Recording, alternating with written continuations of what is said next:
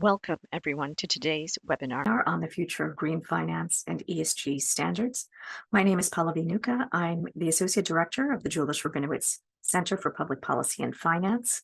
Today's webinar is also co-sponsored by the Center for Policy Research on Energy and the Environment at the School of Public International Affairs at Princeton, and also by Princeton's Bendheim Center for Finance. Our moderator for this session is Professor Lin Peng, the Krell Chair and Professor in Finance at Baruch College and visiting professor at Princeton University. So Lin, over to you. Thank you very much, Pallavi, for this fantastic opportunity. My name is Lin Peng. I am a professor of finance at Baruch College, City University of New York. I'm also a visiting professor at Princeton University. Tomorrow is the Earth Day, an annual celebration to raise awareness about environmental issues. And therefore, it's really my great honor to introduce to you three distinguished panelists. Roger Ferguson is a distinguished fellow at Council on Foreign Relations. Annette Nazareth is the chair of the Integrity Counsel for Voluntary Carbon Markets. And Emily Pierce is the Associated General Counsel and Vice President at Persefoni. So the topic of today's webinar is green finance and ESG standards. So these are currently clearly very hotly discussed issues today. So let me first share with you a few slides to set the stage and give you a little bit of background of what's happening. So just over exactly a month ago, President Joe Biden just issued his first veto, rejecting the attempt by the Republican lawmakers to block the pension fund managers to consider ESG factors in their investment decisions. So a lot of you have heard of these ESG, and a lot of you might be very familiar with the term. But I see that we have more than 300 people registered and attending this webinar from all over the world. So for those of you who are still somewhat new in this area, let me first introduce to you what ESG means. So ESG basically refers to the incorporation of environmental, social, and governance considerations into the management and the portfolio decisions of the investors. So you may also heard related words such as responsible investing, sustainable investing, CSR, which refers to corporate social responsibility. According to the definition of UNPRI, which is United Nations Principle for Responsible Investment, ESG refers to the following three pillars: environmental, social, and governance. So environmental pillar concerns a company's impact on the natural ecosystem in terms of climate change, carbon emissions, the usage of natural resources and energy and water management, pollution and waste, and eco-design and innovation efforts. The social pillar concerns in terms of employee safety, workforce health, diversity and training. It also concerns customer and product responsibility, as well as companies' relationship with the community and charitable activities. The governance pillar concerns the system in place in the company that makes sure that management acts in the best interest of the long-term shareholders. It concerns issues such as the composition boards of directors, the compensation policies to reward and incentivize management, as well as efforts to avoid illegal practices such as fraud and bribery. And the ESG is often assessed using non-financial data. And has been exponential growth in ESG investing in the last 15 years or so. This graph is taken from the website of UNPRI based on the 2021 annual report. As you can see, the number of PRI signatories has grown from over just 63 in 2006 to close to 4,000 as of 2021. And the amount of assets managed under management by the UN signatories is now more than $120 trillion. So clearly a substantial amount of global capital markets are managed by the asset owners, asset managers, and service providers that considers ESG principles in their investment decisions. From the company's side, we've also seen an increasing trend that companies are starting to use more and more incentive contracts to incentivize their managers. So this graph is taken from a recent working paper I have with co-authors, in which we look at ESG linked pay adoptions around the world. As you can see, the red dotted line represents the adoption of ESG linked pay in the US for the large firms in the US. So about 30% of the large firms in the US currently use ESG linked pay contracts for their executives. And this number is close to 40% for EU and UK companies. But there's also a considerable amount of variation across different countries, across different markets. In the developing markets, the adoption rate is fairly low at only 6%. So with that background, against that backdrop, I would like to turn the focus to our panelists and to hear about their insights and what they think are the most important issues in ESG investing in terms of ESG data, in terms of different, and what are the opportunities and challenges that lies ahead. So I would like to first hear from Roger what you think about green finance and ESG, and in particular, Roger, you wear multiple hats, right? So you were the former vice chairman of the board of governors of the U.S. Federal Reserve System.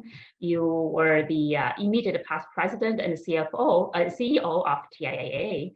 And prior to joining TIAA, you were also head of financial service companies, and currently you're sitting on multiple boards of large corporations. So we'd love to hear from your perspective on what are the key issues in ESG investing, and what do you view about the recent regulatory challenges in ESG investing, and this kind of perhaps attack or backlash against ESG investing. Thank you. Such as green bonds and cat bonds as part of the ESG activity, because they are part of maybe offsetting some of the impact of climate change, environmental change, et cetera. And so the first issue is definition, and more broadly size. Having said that, we'd all agree, to your point, that ESG investing, however defined, has been growing exponentially. And I, as you observed, I was CEO of TIAA. We were one of the original signatories of the UN PRI, so I've seen how that has evolved over time. So that's one issue, is this definition, while recognizing large scale growing quite dramatically, however defined. The other point to make is that investors themselves, by their own admission, be they individual or institutional, are clearly putting more and more weight and thinking about ESG factors in their investments. So I saw a study from the CFA Institute that says roughly 89% of investors consider ESG factors in some form in their investment decisions. And so this is something that really, across the spectrum, individual and institutional investors are starting to pay attention to. I also have seen an NBER paper that suggests not only are investors paying attention to this area, but individual investors seem as though they're willing to pay more for an ESG screened kind of fund. According to this paper, ESG individuals investing in that space are willing to pay maybe 20 basis points more just for an index fund that has ESG as a screen as opposed to otherwise. And when you consider the overlap between a regular index fund and an ESG index fund, there's a great deal of overlap. So that implies, maybe according to these economist authors, that individuals are willing to pay as much as 63 basis points in an index fund that's ESG screened. And for those who know much about index funds, the secret there is it's really all about very, very low fee. So there's clearly a sign that individuals and others are willing to pay at this stage for ESG screening and funds that have an ESG angle to them. And that leads to the final point, which is, and it goes a little to this political point maybe, what is driving this interest in ESG? For individual investors, sophisticated institutional investors, companies such as my own, pension funds, et cetera. And there are two major arguments right now as to what's driving this. One is that it's really very much an emotional construct that individuals want to see their money invested in ways that do no harm, hopefully do some good in the world. And then there's another theory that certainly many professional investors put forth, and individuals as well, which is that this is a win-win situation, i.e. That one will over time be able to see better performance through ESG funds and ESG screening. What's the logic of that second argument that's much more sort of investing and economically rational? Well, the argument goes down two paths. One is that if one screens for ESG, you are reducing a kind of risk. You're getting paid for poor environmental behavior, poor social behavior, poor governance behavior, and we've seen companies that have been penalized if they don't have good ESG. So there's a theory that says this is a risk factor that one should look at and either be paid for it or avoid it, which is a perfectly economically rational theory, similar to all the other risk factors that one might consider in the investing space. Then the final argument for those who think this is an important thing to consider rationally and economically is that over time these companies will have better returns, not just risk-adjusted returns, but better returns overall, in part because their products and services will be more attractive. They'll have a larger market share. They may be able to charge a premium. And so there will be a return to positive ESG behaviors that will come through higher stock valuations overall. And that leads me to the last point, which was the one where you started, which is this way this has become very politicized. And indeed, if one believes that ESG investing, however defined, is a win-win, i.e. beneficial to the economy, society overall, and beneficial economically, then you would logically say it makes no sense for the government to discourage pension funds, retirement funds, or others from making ESG investments, because you might actually be limiting return. If one thinks that this argument is really about emotion, then that perhaps might be a place where the government might be more engaged and more involved to avoid having people do things that some might think to be irrational. And finally, to put my cards on the table, at TIAA, we were one of the first, as I said, to be a signatory to the UN PR. We also proudly announced that our portfolio is all screened using ESG factors. And so we're definitely in that second camp, that there is economic rationality to bringing ESG involved in largest, most sophisticated investment operations. So let me stop there, turn it back over to you, Lin, and look forward to listening to my panelists, learning from them, and answering questions. Thank you.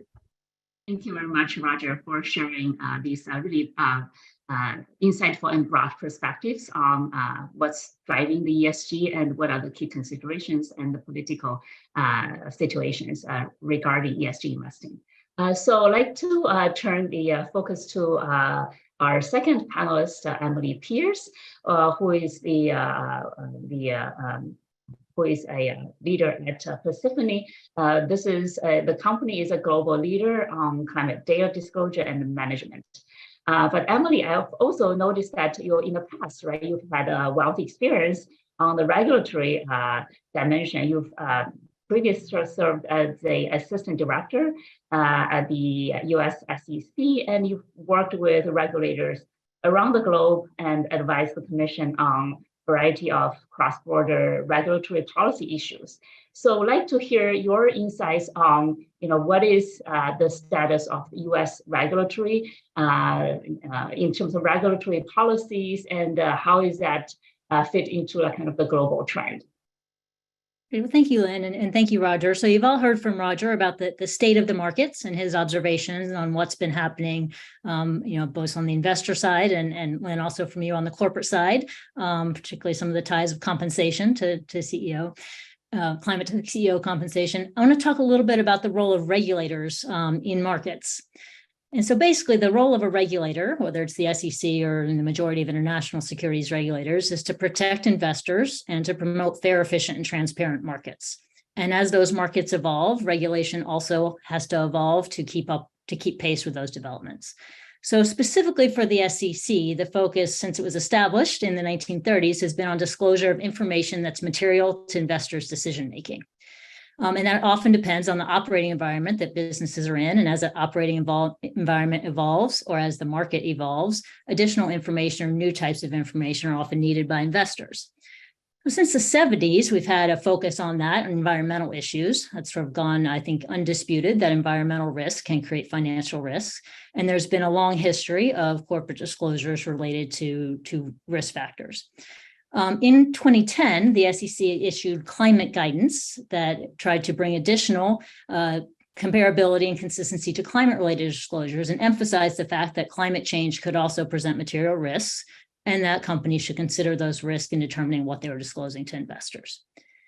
Now, in the 12 years since, or almost 13 years since, the market has continued to evolve, and we've seen increasing investor demand, as Roger described. We've also seen increasing impacts of climate change on the operating environment, both the physical operating environment and also the rewards that the market brings to decarbonization, different policy drivers that impact the financials and values of companies. And you've also had increasing evolution in voluntary disclosures in this space. In particular, I want to point to the Taskforce on Climate-Related Financial Disclosures, which developed recommendations that had broad uptake by market participants to disclose information about their climate-related financial risks, again, on a voluntary basis. And you also had a lot of companies, again, driven by market demand, consumer demand, other broader customer business demand, set net zero commitments. And those net zero commitments are, again, I think, a sign that the market was rewarding decarbonization efforts. So fast forward, we now have a situation where investors are demanding more information. There is a strong market-based framework for disclosing that information, but it's happening in the voluntary space. And you have essentially an inefficient market of information because that information is not being disclosed by all companies in a consistent, comparable way. And investors have stated that they weren't getting the full breadth of information that they needed in a way that they can compare it across possible investments and support their decision-making. So the SEC's climate disclosure proposal, which is the subject of a lot of political debate right now, is really a disclosure to enhance and standardize existing expectations and principles and disclosure requirements to make that information more consistent, comparable, and reliable for investors in response to all these market developments that we discussed. The debate around the climate rule, putting aside some of the broader politics that we'll talk about later, is really about how prescriptive should it be. Did the SEC propose disclosure requirements that are too prescriptive, and how practical are they for companies? Where you hear a lot of debate right now is on Scope 3, just at a high level. One of the reasons for that, Scope 3 emissions are emissions that are beyond a company's direct control, but they certainly can impact them. Scope 3 emissions are emissions attributable to in your value chain, up or down your value chain, whereas a company, when it's calculating its carbon footprint on Scope 1 and Scope 2 emissions, has more control over those. That is either the direct emissions or the indirect emissions that come from energy use. So Scope 3, the reason why it is, I think, a focus of a lot of the debate, both on the practical side and also on the political side, is because of that lesser control over the information. But the bottom line is it's extremely important to investors. They have made that clear globally. It is also an essential component of target setting and credible targets. And Annette will talk a little bit later about target setting and the role of carbon credits in that market. But another thing I want to emphasize about Scope 3 is that this is an area where technology can come in and really drive progress. Scope 1 and Scope 2 reporting feeds and improves Scope 3 reporting down the road. A carbon footprint builds on a lot of different individual transactions with emissions factors applied. It's a fairly complex process, but it can be more automated and made easier with technology. And I think we're seeing the marketplace and technology evolving rapidly as well. And again, we have to emphasize that there is broad market demand for this information.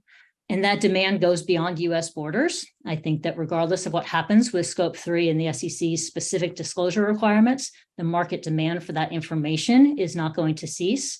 And companies that are globally active are going to see demands for emissions information from their business partners. And they may be required to disclose it in other jurisdictions. So I can talk a little bit later in the panel about the International Sustainability Standards Board and the EU corporate reporting standards, but broadly speaking, I think what we are going to see is a global regulatory trend towards requiring carbon footprint emissions information, including Scope 3, seeking assurance and more reliability over that information. And when companies have set targets, clear standards for what is a credible target, disclosures about action plans to get there, and accountability for the pathway to meeting those targets. A big piece of that is carbon credits. There's a whole nother market issue developing around carbon credits and making sure they're credible. And with that, I'll turn it over to Annette.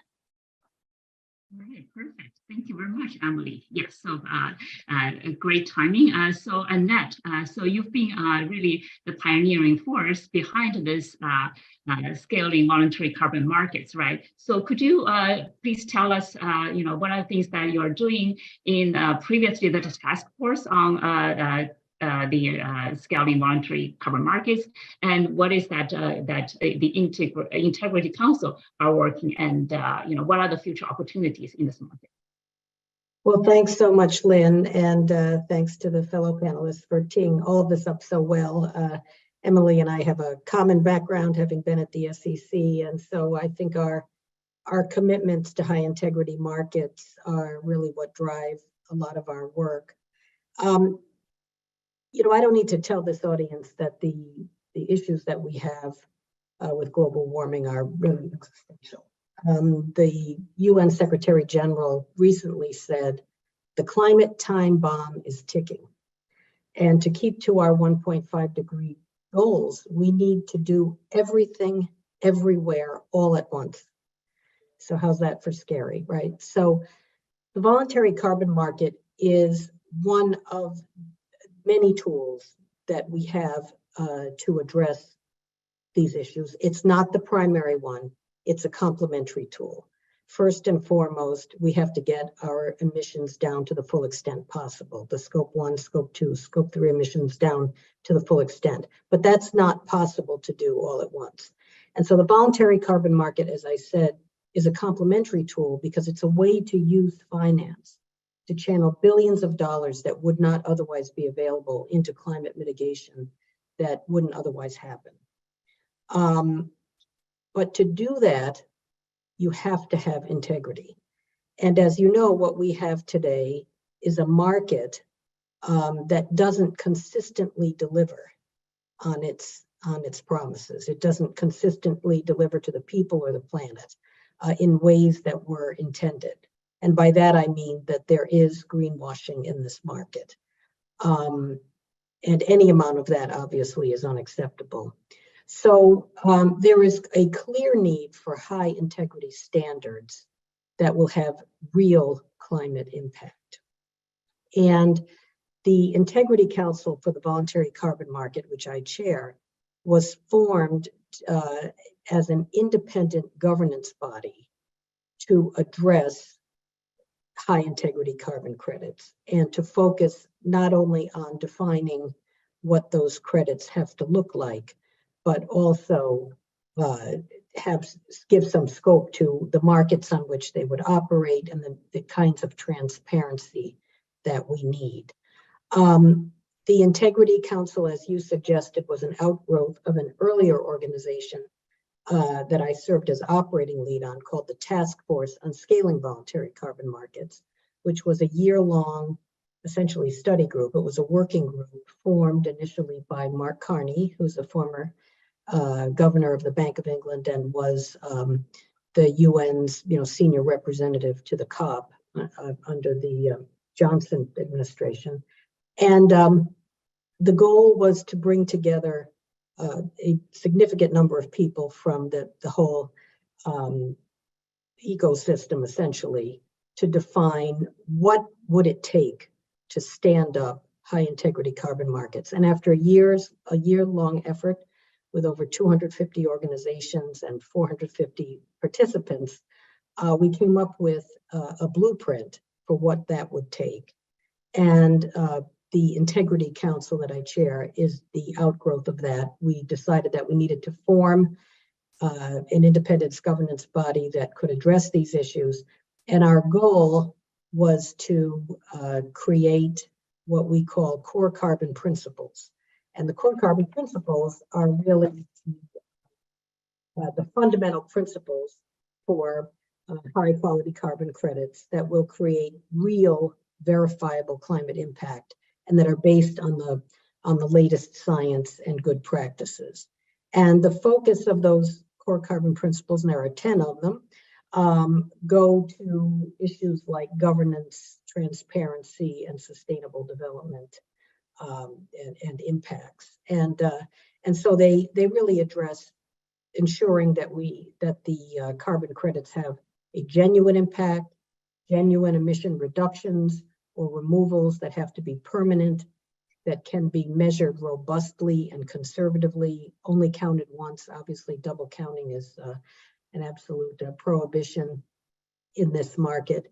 And they have to be additional, generated by projects, as I said earlier, that would not have happened, but for the investment in the carbon credit.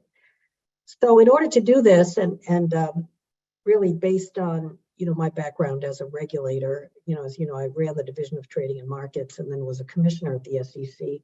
We tried to basically focus our work to the full extent possible as if we were a regulator. We're not. We're part of the voluntary market. We're voluntary because there is no governmental authority who is focused on this issue or who has legislative authority to do it. Were that the case, we would obviously cede the authority to the governments. But since they're not focused on this, the private sector has the ability to act more quickly. But in our view, to be effective, we have to comport ourselves much like a regulator as possible. So when we went out for consultation on our core carbon principles and what we call our assessment framework and assessment procedures, we went out for public consultation for 60 days, which was consistent with international standards. We were transparent on all the comments. And we are delighted to say that our first major deliverable, which was to actually issue the core carbon principles and the assessment framework for how we would ensure that carbon crediting programs are actually complying with these standards. Those were issued at the end of March. And we're now climbing a higher hill, which is defining exactly how particular types of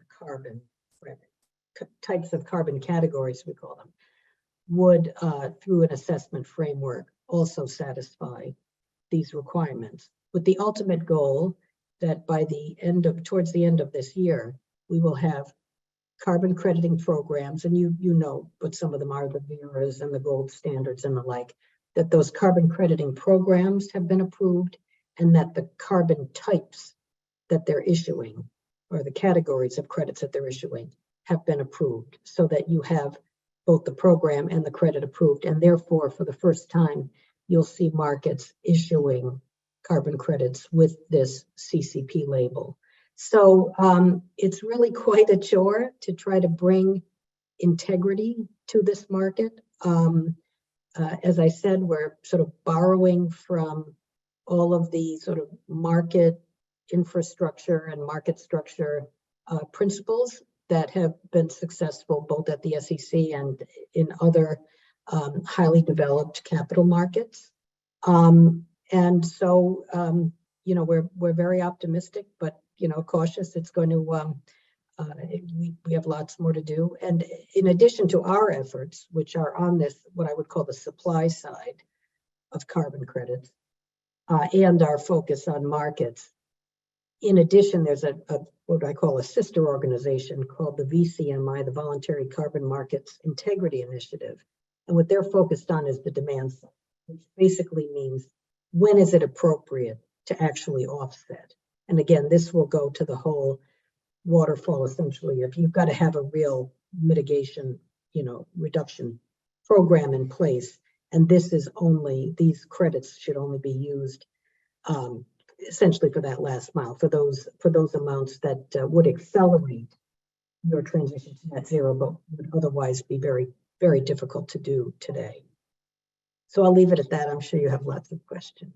Yes, absolutely. Yeah, thank you, Annette, for such a great summary or perhaps a preview of this really exciting markets. So I think, one of the things that, one of the concerns that a lot of people have in this domain of ESG investing and, carbon offsetting, right, is mostly that For example, people have often complained about how noisy the ESG data is, how noisy these measurements, right? And also alluded in Emily's earlier point, right? In particular, when it comes to like the disclosure of scope 3 emission, right? So I mean, the data quality issue is one of the kind of the major concerns, right? So to what extent does the proposals of the Integrity Counsel might help us alleviate some of these kind of noisy data, noisy measurements by holding the companies or the emitters more accountable for the data that they generate? Well, that's a good question. I mean, one of the things that is a real addition to what are some of the current standards that apply is the transparency that we are imposing. And so not only are we going to have transparent market data when these transactions are done, but also the carbon crediting programs are going to have to get from the project developers transparent data on how they determined that they satisfied these CCPs. And this is going to be available to the public. Mm-hmm. So, and in a digestible format. So you will have the kind of transparency, at the SEC we used to say, that transparency is the best disinfectant, or disclosure is, and that's what we're going to have here. We're going to have information that is widely available to the public. I mean, the other thing that I'm sort of optimistic about in terms of the difference that this will make is that, well, a bunch of things. Today, the market is largely bilateral. And for this market to really make a difference and to scale up, that is just not an efficient market. You can't, to do this right today on a bilateral basis, you have very serious companies like Netflix who employ, a number of climate scientists who do the diligence on every project before they invest. And even then, sometimes it's difficult, right? So what these core carbon principles are intended to do is to have all of that work, all that diligence essentially done at the front end, so that when you go to invest in these products, you sort of know what you're getting. This label means something. It's almost, to use a very simple analogy, it's almost like a listing standard on an exchange. You know everything that went behind it, the whole regulatory regime that was behind it. And so you won't have to diligence every deal any more than when you buy IBM. You don't have to call the CFO and ask him how the company's doing. You don't have to ask them what their plans are. There's a whole regime around that beforehand. So we think that this will reduce a lot of frictions in the market, dramatically increase transparency, and will permit a scaling up of the market to a size that is heretofore been unachievable. Okay, great, thank you. And also the next question, and it's also for Annette as well as for Emily, is I imagine this, the voluntary carbon markets is going to involve international collaboration, right? So some of the questions people have is, what's the role of developing countries, right? What developing countries can start to regulatory voluntary carbon trading, and what role do kind of international disclosure policies, how does that going to play out, influencing both the voluntary carbon market, but also as well as the actions of major companies who operate in these different markets? Well, I guess I can start, and then I'd be interested in hearing what Emily says. The trading of these products, these will be sort of spot trades on commodities, right? Mm-hmm. So spot commodity trades. So I would assume that secondary trading in these products will be on organized exchanges or platforms. And I think there is a real interest on the part of, the CME and the London Stock Exchange and in Singapore and the like to trade these products. They will not be sort of directly subject to, pervasive regulations. Speaking of in this country, right? The CFTC has anti-fraud and anti-manipulation authority over these cash trades, but they don't have pervasive authority. However, when we see a scaling up of these markets, we're going to see a lot more futures trading in these products, which is going to be beneficial from a variety of standards. It's going to provide a much better pricing signal, but also the futures are pervasively regulated. And so I find that very exciting because that means that now we are going to have a regulator who's looking at really the adjacent market. And so we've been trying to spend time with IOSCO, with the CFTC, with regulators in the EU to really talk about, are we doing this in a way that you think is supportable? Are we gathering the information that will be helpful to you? Because ultimately, my feeling is if this became a regulated market, the ideal would be that it could be almost transported to the regulatory side with very little disruption to the market. So I want to be as much like a regulated market as possible. So that's how I would put it. That's right. To really harvest what our understanding is for the financial market, right? Harvest the power of the financial market and what we learn from the regulation of these markets, right, to this new markets. Yeah. Yes, Emily. Yes. No, and I think globally regulators are very much paying attention to these developments. IOSCO in particular has issued a consultation report on both compliance carbon markets and voluntary carbon markets. And I think that the way international cooperation can facilitate developments here is to really bring traditional principles of secondary markets. How are they efficient? How can they be transparent? What are the right structures to bring to a trading market? And bring those to bear in these new exchanges that are developing in carbon markets. And you are seeing new carbon market exchanges be established around the world quite rapidly.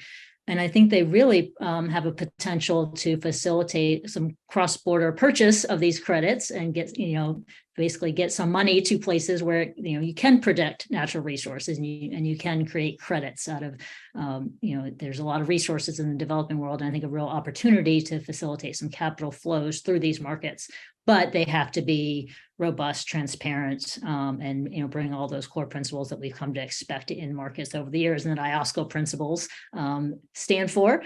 And I think that IOSCO is involved in that space for that reason, and agree with Annette that I think we'll see as these markets evolve more and more regulatory involvement.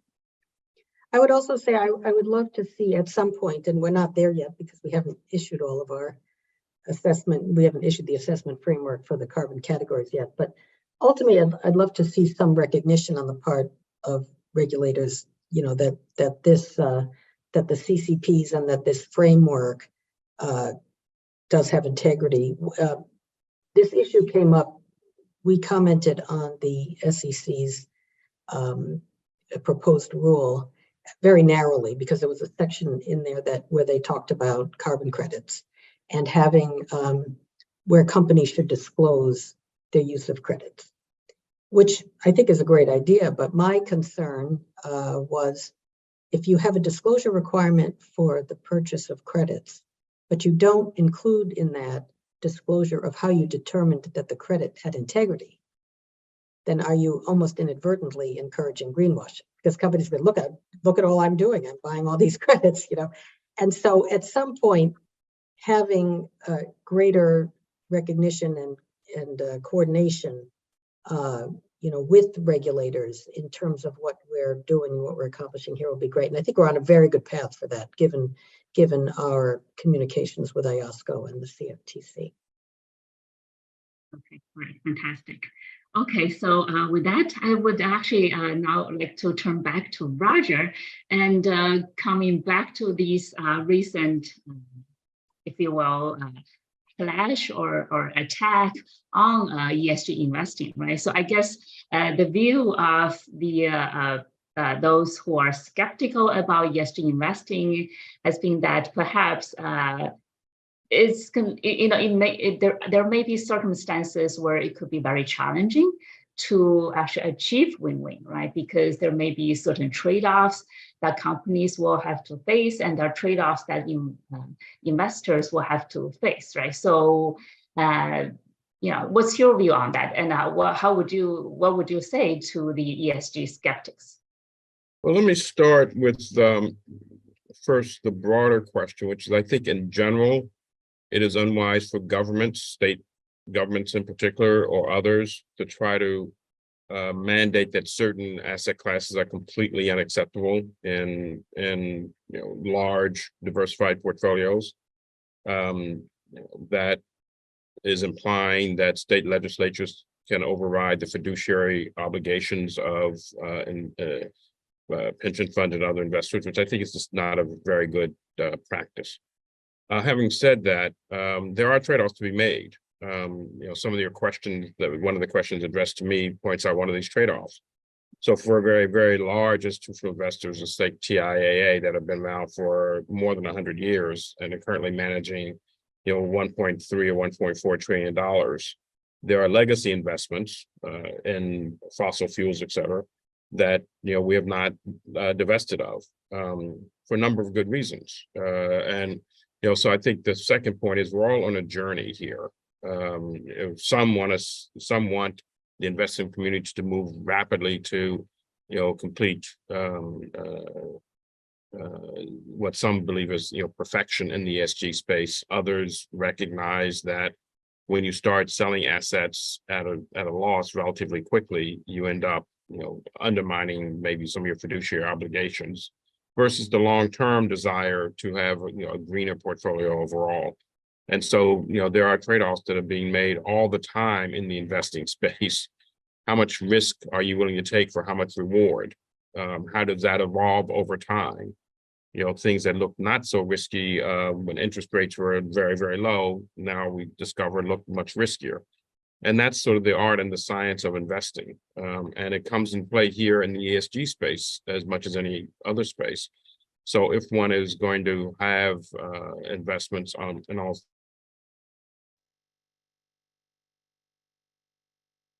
any area, how do you make sure you're getting paid for it is broader than that.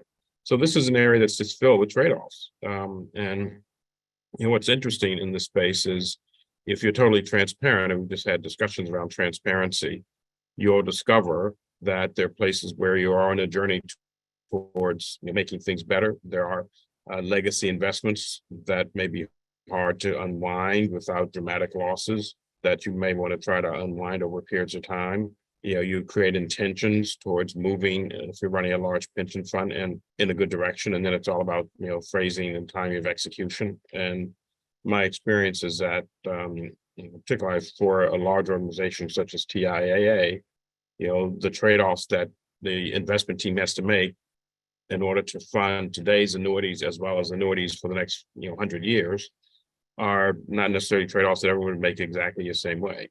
But that's sort of the art and the science of investing.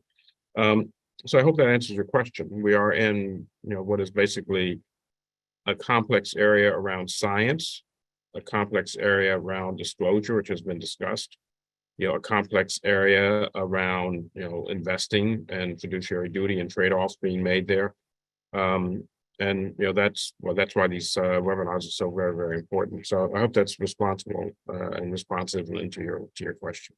Yeah, thank you very much, Roger. So indeed, I think this is one of the questions a lot of people have in mind, and this is specifically asked. I think Roger, you also saw that in the Q&A in the comment. That's a specific question that was asked by one of the Princeton alum, Lin So thank you very much for addressing that. I would actually also like to compliment Roger's point on the trade-offs that institutional investors make is that there has been several recent working paper published in by very top finance academics who actually argue that despite that despite that some of the negative screen strategies may sound very, very appealing, but it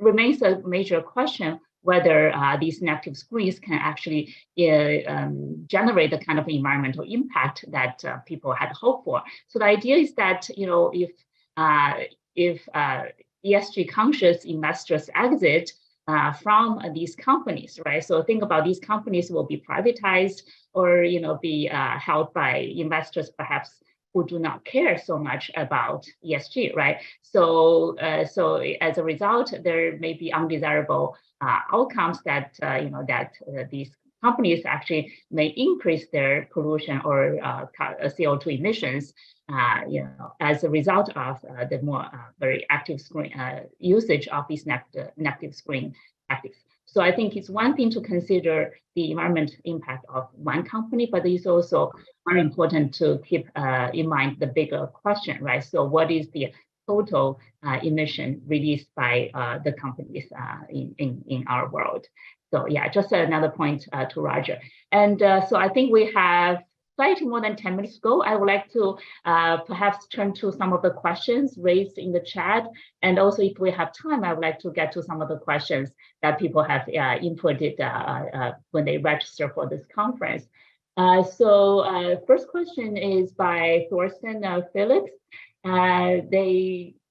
So the question says, while they discussed in their corporate finance master course 2 potential ways to tackle green finance issues within corporate valuations, either handling the criteria, ESG criteria as a separate or second set of criteria to evaluate investments in parallel to the classical frameworks like discount cash flow approach, or to integrate and monetize the green impact within the traditional valuation technique. So what's your view on these 2 types of techniques? And to what extent the second approach will ever become achievable? That question was addressed to me. I'm sorry, I got disconnected. My internet was unstable for a minute. So I think that question was addressed to me.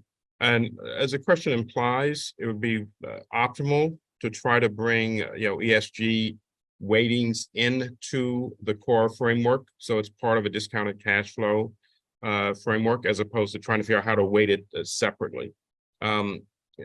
I've seen a few efforts to do that. There's some things that one can think about monetizing based on historical experience. One can develop large databases of operational risk costs and put those into your DCF approach. But there are others where the inability to monetize or reduce the impact to a monetary number makes it challenging. So I think the aspiration that many investors have is to bring all of these risk and reward balances in or frameworks together, but in places where you can't reduce the negative impact to a monetary number, then it becomes very, very challenging. And then you get to the secondary approach of, well, we also have these other issues and how do we weight them?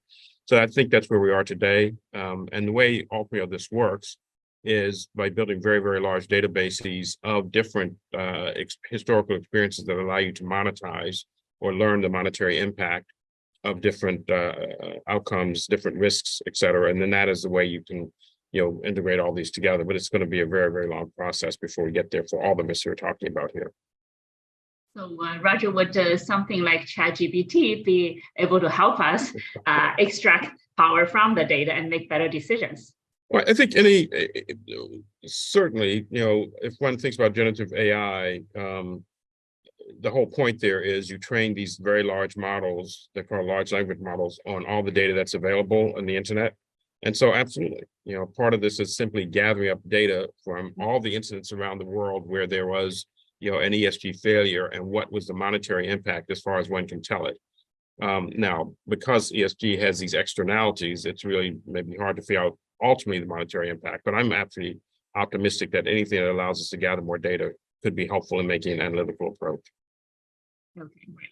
So the next question, I guess, is for Annette. The question is from Kaya Kilesby. So the question is it possible to implement blockchain technology to carbon markets, for example, tokenization of securities? Because settlement time varies across different carbon markets, so is it possible to eliminate the situation by tokenizing? An interesting question. Our CCPs are technology agnostic. Whether or not using tokens for trading these products would be optimal, I'm not sure I feel strongly about it one way or the other. I do think that there are very good use cases for the blockchain in this market. because there's so much data that has to be collected, for instance, on, I mentioned earlier, one of the CCPs is that you can't double count. So really keeping ultimately a meta registry, a registry and meta registry of all the ownership of the credits and the like is very important. So I think there are definitely applications to it, and I would say that as we are certainly open to that, and sort of have not drafted these in a way that would prefer one type of technology over the other. Okay, great. Thank you very much, Annette. So I think the next question is for Emily. This question is from AJ Hikari. So the question is that, well, everyone agrees, this refers to what you discussed earlier about scope 3 disclosure. So the question is that everyone agrees that this disclosure requires a lot of estimations and assumptions. So is it then useful to require corporations to report metrics that may be inherently noisy? How does this help comparability or decision usefulness of such data? And further, RJ says that there's not much discussion on the disproportionate late cost this would impose on hundreds of thousands of small companies who may make up the supply chain of large restaurants. How would this cost move through the supply chain? Well, I think there's a couple responses to that. The first is that, yes, it is very dependent on estimates and assumptions, but I think that's not unique to financial reporting. There's certainly a lot of other areas where estimates and assumptions are part of the final numbers that are reported, and we expect that and have processes to deal with that. GHG accounting, emissions accounting, is largely based on the GHG protocol. That is a protocol that's referred to in the SEC rule, not expressly required, but it is the market standard for calculating a GHG footprint. And whenever you have a methodology and a standard protocol that drives comparability and consistency, and you have disclosures around how the company is applying that protocol, you facilitate comparability. So will it be perfect? No, but will it be better than it is? I think yes, and that is because you're going to have global convergence around a similar protocol, around similar ways of thinking about scope 3, what categories of scope 3 different companies would find material and disclose as part of their footprint, how they would calculate those, what estimates and assumptions they might use, and what emissions factors they're applying. And there's, I think, a lot of information in there that does lead to comparability. There are costs associated with that. Technology is rapidly bringing down those costs. The SEC provided a cost-benefit analysis. That is something that's part of the consideration. And in terms of the impact on smaller companies, again, estimates and assumptions can often be a part of how a larger company would calculate its scope 3 based on its spend data across a particular geographic area or particular set of suppliers. So it is not as direct an impact as I think sometimes it is spoken about. But ultimately, I would also say that smaller and medium companies, as the global market for this information evolves, will benefit from having a baseline understanding of their carbon footprint and being able to share that information. So I think it is something that is sort of an initial cost, but a longer term gain. And again, I would also emphasize for those very smallest companies where the cost would be extremely burdensome, the way that the GH protocol is established, the cost simply won't trickle down that far. Okay, that is very reassuring to hear. So the next set of questions are again on regulation in the international setting. So a question from Adi Kaspi says that, can the regulators in the EU and the USA influence the overall picture of dealing with climate change? What's the importance of countries like China and the UAE, for example, in promoting regulations on the ESG disclosure? And how might geopolitical tensions affect ESG?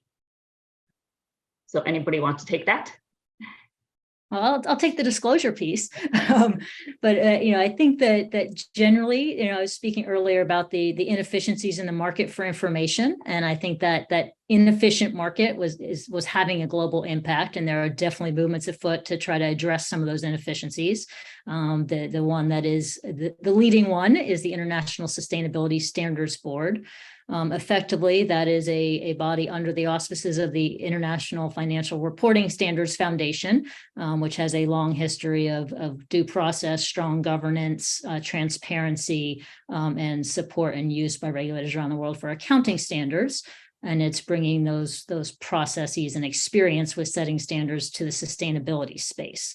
The standards that they developed are very investor focused on traditional financial materiality, and are really solving a problem in the market where a lot of companies wanted to report on this information because they saw the benefits of it from the market. Investors were demanding the information, but you had a huge range of different frameworks and approaches, different indicators for the same category of topic of information, and ultimately inefficiencies for both investors and issuers.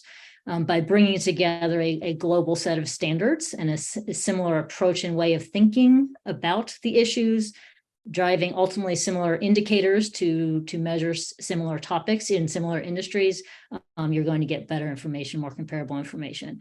I think that those standards can be used on a voluntary basis by companies as soon as they're effective. And for those of you that haven't been tracking those, they should be issued in their final form by the middle of this year, and they'll be effective for use by early next year. But they also provide a roadmap for jurisdictions around the world who want to put in place requirements for mandatory sustainability reporting. And so I think because of the benefits that that consistency brings to issuers and ultimately those economies, I think you will see a lot of regulatory uptake of those standards. And I think you will see it in some of the larger jurisdictions that you described as well. In terms of the geopolitical impact, I think that's a much broader question. But I think that there is a story of optimism in terms of at least bringing efficiencies to the marketplace for communication on these issues and again, unlocking some capital flows to companies that have good stories to tell on their sustainability efforts. Could I speak to I'm not an expert on the geopolitics, but the question around China, I think, brings forth one of the underlying challenges in this space, which is, and many of us are economists or lawyers or others understand this, this is an area filled with externalities. So one of the reasons why it is so incredibly difficult to measure financial impact is, second and third level impacts. The whole issue around level 1, level 2, level 3 is, I think, another version of a different way to think about externalities. And obviously, when it comes to climate, the pollution here, pollution in China, all of that affects the overall global warming situation. And so, one can be, either very pessimistic that the globe won't, come together around this, or one can maybe be, cautiously optimistic that in an era of tension between the U.S. and China, et cetera, this is an area where maybe there's room for some types of cooperation. So I don't have the exact answer, but what I find interesting about the discussion vis-a-vis China is it brings in, some of the fundamentals that make this not just geopolitically challenging, but challenging overall for all of us because of the externality nature of the problem that we're dealing with here, that we're trying to capture, both costs and benefits, and have to use sort of all of the kinds of tools that economics plus law and regulation teach us, including some of the things that Annette Nazareth is doing. Okay, great. Thank you for the excellent insights you shared.